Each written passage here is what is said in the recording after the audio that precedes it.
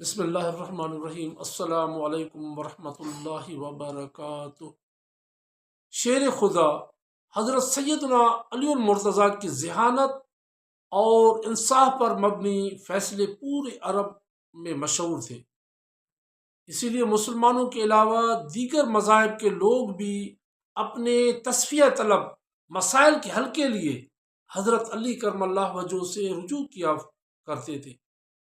آپ رضی اللہ تعالی عنہ اپنے علم و فراست سے جب کوئی فیصلہ سناتے تو لوگ اس فیصلے کو دل سے قبول کر لیتے، کیونکہ حضرت علی کرم اللہ وجہ ہمیشہ عدل و انصاف کے تقاضوں کے مطابق فیصلے کیا کرتے تھے۔ اس دور میں آپ نے علم ریاضی کے حوالے سے ایسے تاریخی فیصلے کیے کہ بڑے بڑے ریاضی دان وہ حیران رہ جاتے ہیں کہ حضرت علی کرم اللہ وجہ نے یہ کس طرح ایسا فیصلہ کیا ہے۔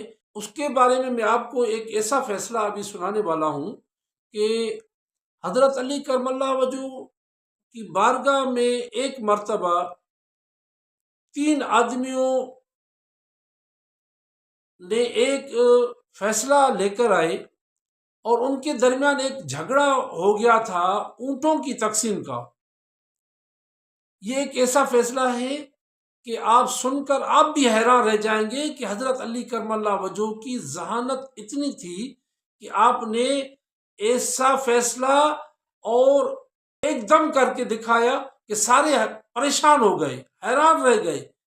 ہوا یوں کہ 3 آدمی تھے، ان کے درمیان 17 اونٹوں کا تقسیم کا فیصلہ تھا۔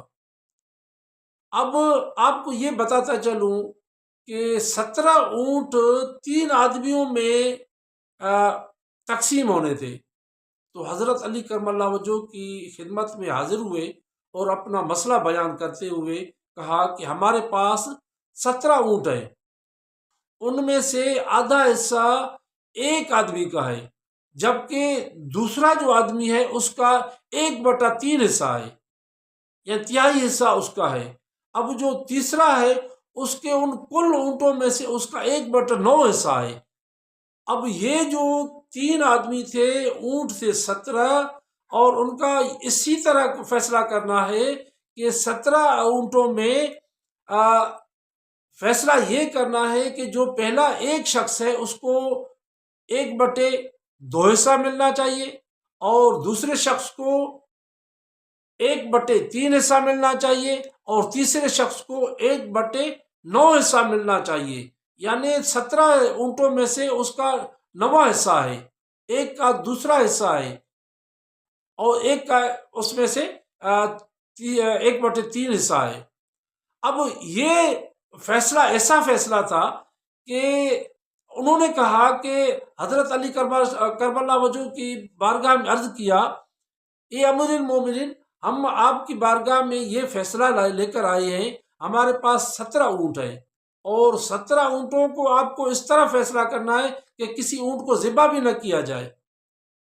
تو حضرت علی کرم اللہ وجہ نے جب ان کی یہ باتیں سنی تو اس نے بیت المال سے ایک اونٹ منگوایا، اور بیت المال سے ایک اونٹ منگوا کر ان 17 اونٹوں میں ایک اونٹ جمع کر دیا، اور اس طرح وہ ہو گئے ٹوٹل 18 اونٹ۔ حضرت علی کرم اللہ وجہ کی ذہانت پر آپ داد دیے بغیر نہ رہ سکیں گے۔ وہ یہ ہے، سنیں، غور سے سنیں، اپنے دل کے کانوں سے سنیں کہ حضرت علی کرم اللہ وجہ نے جب ایک اونٹ بیت المال سے منگوا کر اس میں جمع کیا تو وہ 18 اونٹ ہو گئے۔ اب 18 اونٹوں کو جب 1/2 حصہ اس سے کیا جائے تو یعنی 18 کو آپ 2 سے تقسیم کریں تو ایک کا کتنا بنے گا؟ 9 بنے گا۔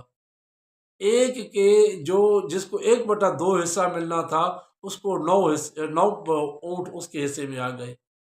اب جو 1/3 حصہ جس کا ہوا اس کو 18 کو اگر 3 سے آپ تقسیم کریں تو اس کے 6 اونٹ بنیں گے۔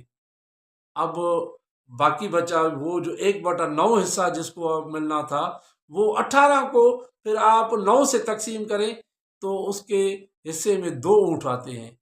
یہ آپ ٹوٹل پھر آپ اس کو اس طرح کریں کہ 9 جمع 6 کتنے ہوئے؟ 9 اور 6 جمع یہ ہوئے 15۔ 15 میں 2 جمع کریں تو کتنے ٹوٹل اونٹ ہو گئے؟ 17۔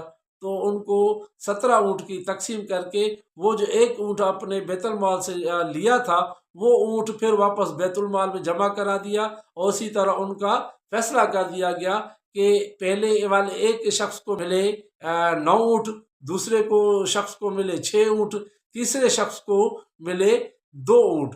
اب کسی اونٹوں میں کوئی ذبح بھی نہیں ہوا، اور بڑے احسن طریقے کے ساتھ ان 17 اونٹوں کو اس طرح تقسیم کیا گیا کہ بڑے بڑے ریاضی دان حیران اور پریشان رہ گئے کہ حضرت علی کرم اللہ وجہ نے یہ کس طرح ایسے فیصلہ کر دیا کہ یہ 17 اونٹوں کو 3 آدمیوں میں ان کے کہنے کے مطابق، ان کے یعنی جس طرح انہوں نے کہا تھا اسی طرح ایک دم فیصلہ کر کے دکھایا۔